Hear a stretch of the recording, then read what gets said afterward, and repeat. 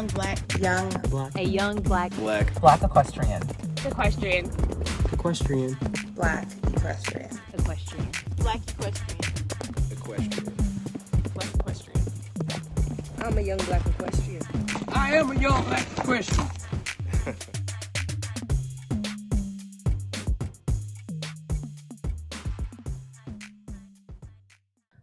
Welcome, everybody, to another episode of Young Black Equestrians, the podcast with your hosts, Abriana Johnson and Caitlin Gooch. Today, we wanted to talk about the various kinds of opportunities for learning in the horse industry and the differences between them and some of the problems that come up when discussing them or seeking these opportunities, especially now as people try to be more intentional about getting diverse candidates or having a atmosphere that is conducive to diversity and inclusion and accessibility. We just want to put these things out on the table so that if there are people who are trying to get into horses or newer to the industry, they simply understand the difference of what these offers are and when to say no. Yeah. When to say no and when to identify when you are being taken advantage of. So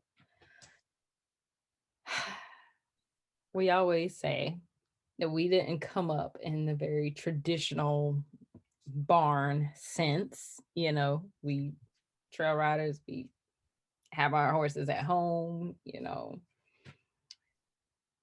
we didn't come up in the English world, basically. Right. Like a lot of times. Leasing horses, paying board, that was not the pathway for us. We weren't doing all that. So a lot of this stuff we had to learn, especially as we started, venturing out to other barns and learning from other people and seeing how they do things. And so I posted a question in the Young Black Equestrians Facebook group. If you are a young Black equestrian and you want to get in a community of people who talk about horses that are like you, then feel free to join that. But I posted a question in the group to see what kind of opportunities people pursue the most. And so the options were an apprenticeship, employment, a working student position, or a volunteer position.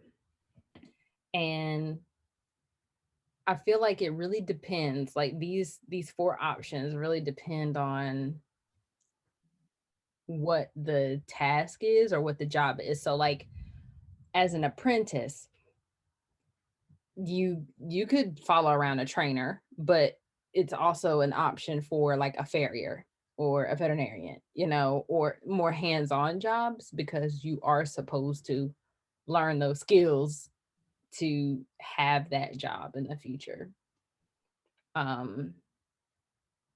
So I know a lot of farriers, have people that'll come in and work with them, and they'll take the nails out of the shoes while he or she is getting the stuff together, just pulling off old shoes or holding if the owner can't hold, things like that. But I wanted to just share the definition of apprenticeship. It is a paid experience that often leads to full-time employment. Internships are often unpaid and may not lead to a full-time job. Oh. Apprenticeships lead to industry recognized credentials. So that is from apprenticeship.gov. So it's official.gov. But so a lot of people in the group said that that's what they look for. They look for apprenticeships. So they look for paid positions that will lead them to an industry job. So I feel like maybe at racetracks, when people are what do they call it? Like breezing horses, like running them, exercising. Those riders. Yeah, that exercise. What's the word? That would be like some level of apprenticeship because Yeah, who gonna do that for free? for free. Ain't nobody- Dangerous. Yeah, but it also, a lot of them have ultimate goals of being jockeys, you know? So that's like a job that's going to lead to your ultimate goal. And then like that piece about credentials, like somebody who just rides horses, you're not just gonna come off the track or come walk onto the track and be a jockey. Right.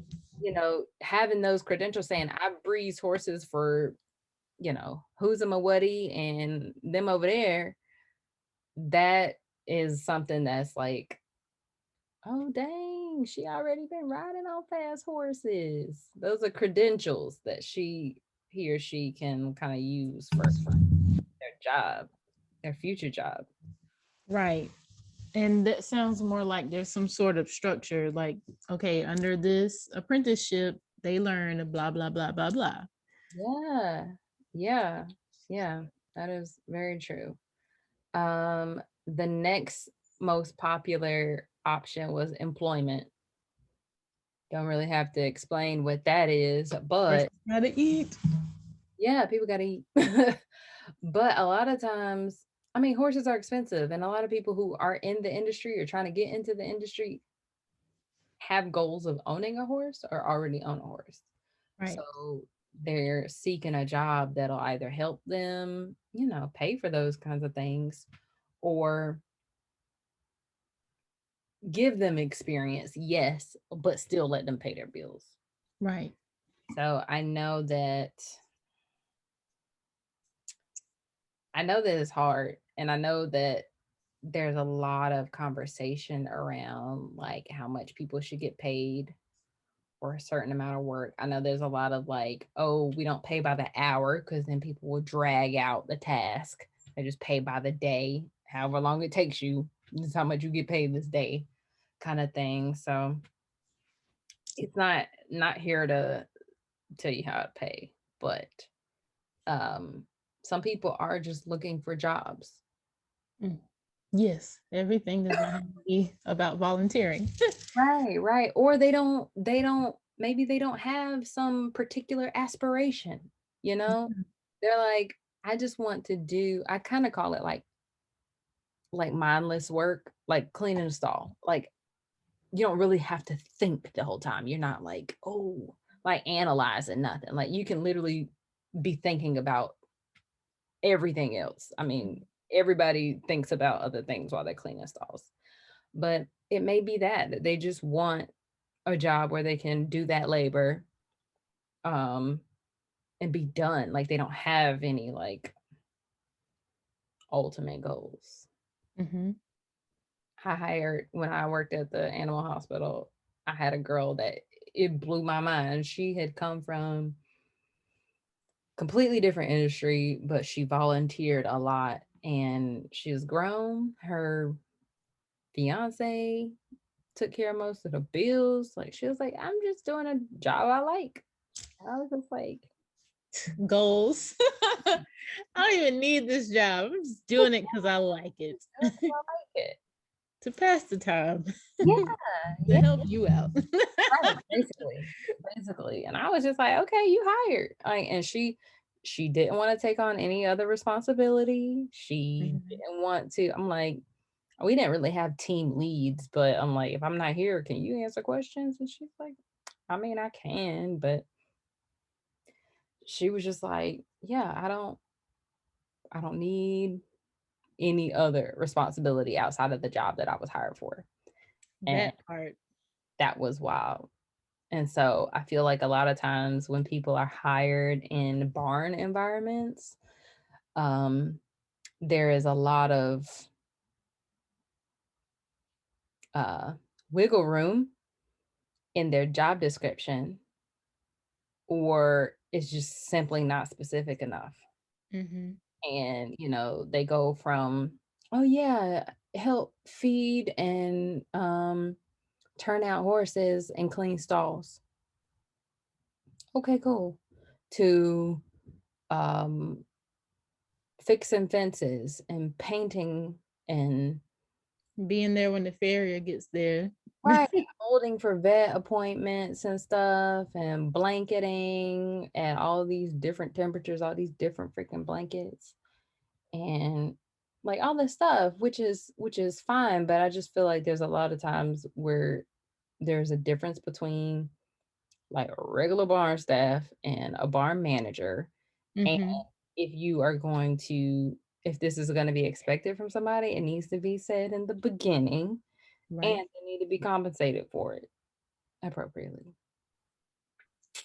So that's just my opinion on that. The next most popular job was a working student. And I had to do some Googling because I just want to be sure that I explained this correctly, because we've heard from so many different people like how this working student thing works and how it can be different Mm-hmm. every different place. So a working student is a young adult who aspires to be a professional rider or trainer. An established rider or trainer often takes on a working student for help with their barn and horses. In exchange, working students usually receive riding lessons from the trainer or rider. So let's talk about it, because this working student situation sounds like trading and bartering services. Right. You help me, I'll help you. The issue is when it the exchange rate is not equal. And I don't, have a right or wrong, or I know what's wrong, but I don't have a right answer. Like how many hours of barn help equals one lesson? Right. There's so many people that do it different ways, but there gets to be a point where working students are easily taken advantage of. um, I feel like initially I was confused as to like, someone will be a working student, but then they like are also a groom. Mm-hmm. Like they go and help these trainers or trainers and riders at shows, and they're grooming the horses and stuff like that. And then they feel like they don't. I mean, there's so much that goes into show prep and stuff like that. So the student doesn't feel like they're getting the return on their time. Just like, you help me at this show this one day, and then I'll give you a lesson. Like the show is 8 hours. It's like an 8-hour commitment. Like, what do you mean? What? So I just caution to those looking. If you're looking for a working student position, you really just need to be able to advocate for yourself and understand when the scales are not balanced. Mm-hmm. And honestly, I don't know if working students have contracts, but who I I am, would hope so. I was about to say I would at least have some sort of agreement that is signed to say, okay, this is the equivalent, because that way it is not like you're not gonna hurt nobody's feelings. Nobody can get all in a tizzy because it was written down, and it is what it is. Um, Right. I was trying to remember what in the world did we say before we started the video about working students. Oh my goodness. we were talking about how someone told us that it was like illegal or something like that. or frowned upon, having working students. Maybe in that area people just work them to death and they don't really get the return that's expected. But I don't see how working students, I don't see how it works out with adults. Like I can see with kids, like, okay, but with adults who again have bills and they have to pay for their gas to get there and back and forth. Yeah. Yeah, somebody has to tell me Yeah. how it makes it all worth it. I feel like it might just, it breaks down to the dollars and cents. Like people, I feel like it depends on the kind of person you are. If you're like the kind of working student where you're working for like this top level trainer and you're getting to go to shows and they're giving you lessons too, but you're like maximizing on like the exposure and making connections with people and other things, you know, I feel like there's a way to maximize that relationship. But if you're not that kind of person and, you know, you just head down, do the work, and you do all this work, like 5 hours of work for a equivalent of a 1 hour lesson, that's when like the burnout conversations come in and people are like, oh, I don't think I want to be in this industry anymore. Da, da, da. I mean, it all depends on who you're working for too, because some people are just will take advantage of any kind of free help. But That part. I feel like there's a difference. You know, I would consider a groom employment. But cleaning stalls and stuff in exchange for lessons, that's working student type situation, or working riding horses. And that's what I didn't get. That's what I never understood. Like people say like, I'm a working student, you know, I exercise these horses for this person in exchange for lessons. Doesn't it sound like it's an apprenticeship when you say student? Yeah, but I also know that people get paid to ride horses. Yeah, So it's like, I mean, I guess it really just depends on the trainer and like if you can't like afford the lessons for this person, but you could work up under them and they kind of teach you while you're working for them. I guess it depends on the job. You know, are you a working student that's only cleaning stalls? Or are you getting to exercise horses? And that's when they give you the lesson. Like, it depends on the agreement. I don't know. Just don't get taken advantage of, people. Yeah, basically. Parents don't What's the thing that people say? Wonderful opportunity, great opportunity, the opportunity for you when talking about these positions. Yeah. Don't get swindled. Yeah.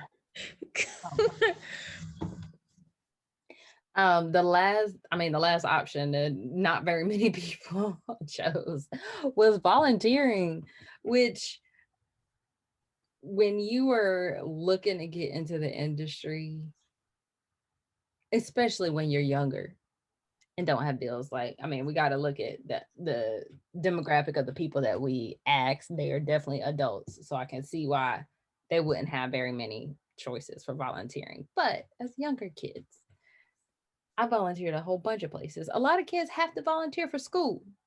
So volunteering is, you know, definitely something that you can like help the community and inadvertently learn as well. Like volunteering at a therapeutic riding center or like with Saddle Up and Read or at some kind of nonprofit. Yeah, place is doing something. I said a place that's doing something, not just somebody's barn. Right. Yeah, like something that is making a difference in the community. I feel like that's what the difference is. Mhm. You know, something with a mission. Can you trying to think? I don't think you can like volunteer for a for-profit business. Like, is it considered a volunteer? I don't know. They might have it. I don't know. I don't know. Maybe they're working students. Basically. Or back to internships. I don't know. All these different labels. Are y'all paying or not? Right. That is the truth. That is the defining factor. Are you paying or not? And when people are out here talking about these opportunities that they have available, because although I hate this acronym, BIPOC, I hate it. But that's what the people say. We're looking for BIPOCs. Like, I don't know who that is. Diversity and inclusion. Like, it's a hot topic. People are either trying honestly or performing. They're trying, saying they're looking for people of diverse backgrounds. And when you're truly looking for that kind of help, these are the things that you need to be transparent on. Like, you can't say that, oh, I'm looking to, help with the experience of a diverse person, and like completely ignore the economic side of that. Like, okay, you can't take disenfranchisement in certain pieces. Just take the pieces that you want. Like, it's a whole thing. So be clear with what you're offering. Are you offering a volunteer position? Are you offering a paid position? Paid or unpaid? If you are offering a position in exchange for education, training, whatever, like a working student position, say that. Right. Say that. Say what the exchange rate is. Like, yes, up front before they even apply. yeah. Like, why is it so hard? It's like applying for a job and they don't say how much they pay. Like, why should I have to do the work to apply and I don't even know if you're gonna pay me enough? It's wild. Don't know the pay, don't know the benefits. Like, what is the outcome for me? Yeah. And it's so funny because we talked about this too. People saying, oh, people don't want to work because they're getting stimulus payments. They're getting unemployment checks. And it's like, this generation is team F that job. Like, yes. We are not doing, like, if we don't like it, we're gonna leave kind of thing. This is not a stay at the same place for 30 years generation. Really not. So it's not that people don't want to work. People want to be valued, and people need money for rent. Equestrians need money for their horses. Y'all know good and well horses will do something. And it's like, what the freak? And then after that happens, like 2 other things happen. Regular life stuff. Yes. So I get paid. Like, I could, do you remember? I don't know if you ever had like a minimum wage paying job, $7.25 an hour. Like, just working hours, knowing you get paid $7.25, and then seeing what they take out, it's like, this is not worth it. I'd rather stay at home and do nothing.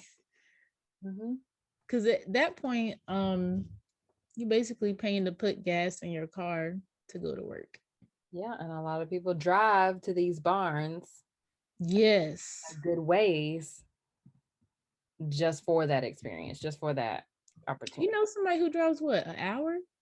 Mhm. Maybe almost 2 hours just for lessons.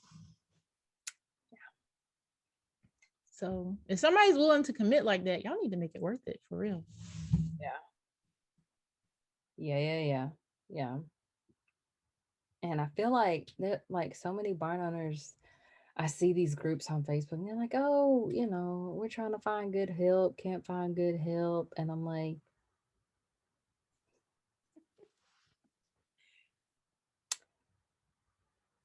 you are what you attract. Yeah. You attract what you are.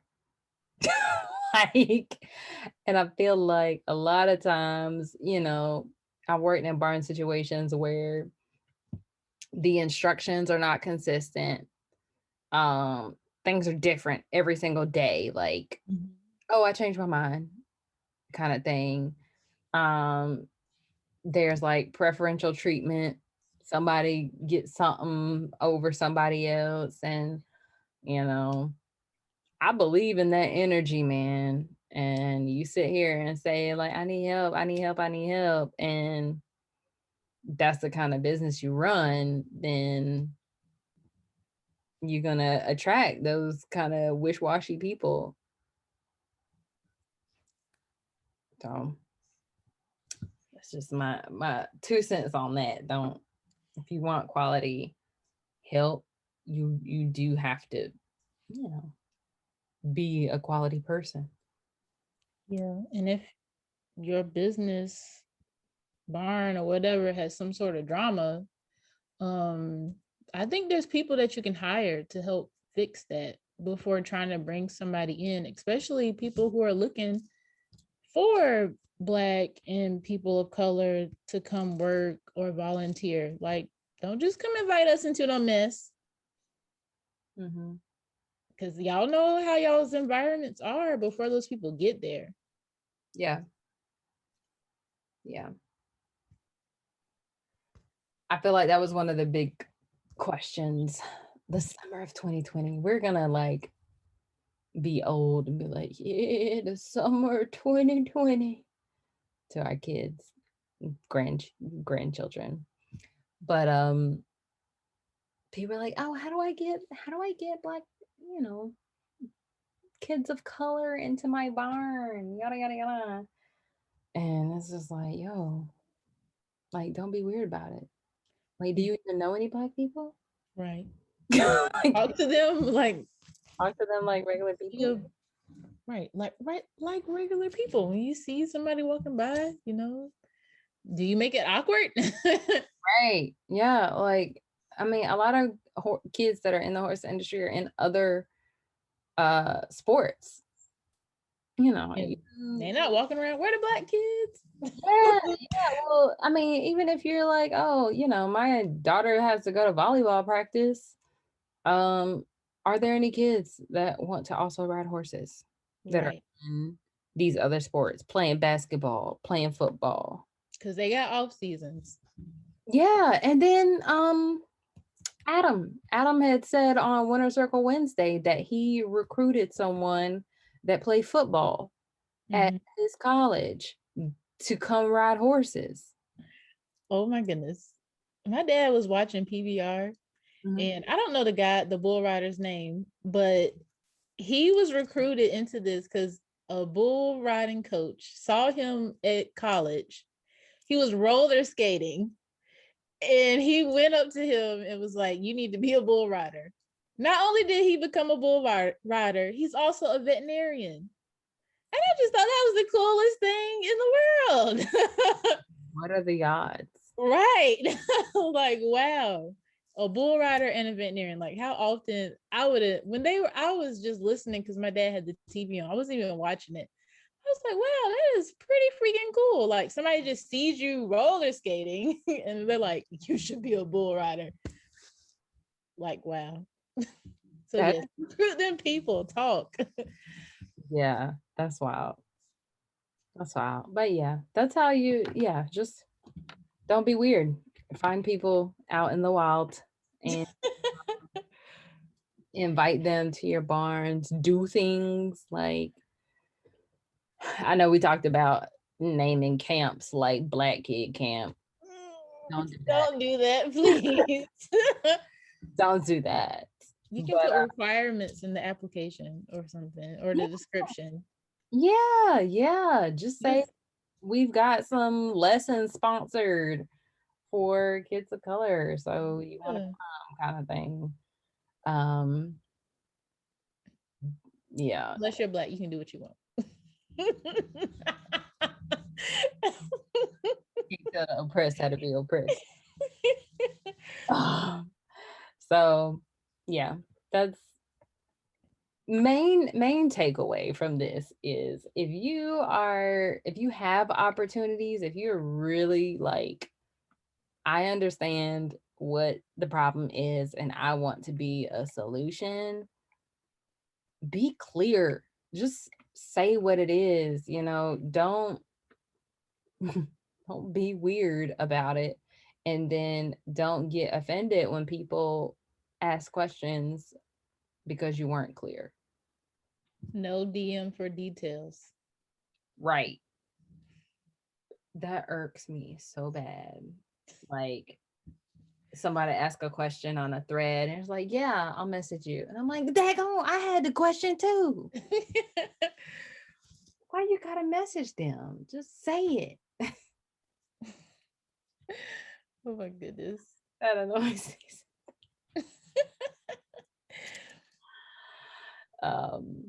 Anywho, I think that was all that we just had to get that out, like, especially for the people who aren't sure the difference. That is the difference between those 4 things, and if you need help advocating for yourself, DM us for details.